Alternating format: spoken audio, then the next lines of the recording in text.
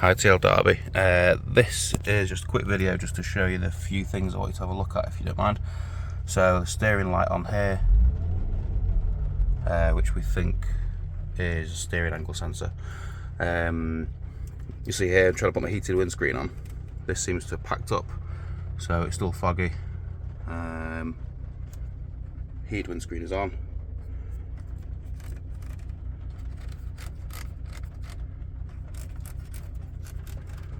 Nothing's happening. Vents are open. It has done this has been intermittent. And then the last one is a potential coolant fault, which may or may not be an issue, but I've noticed it's just sort of lost a little bit of coolant.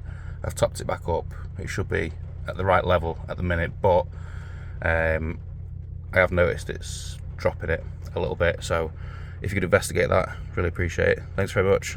Cheers.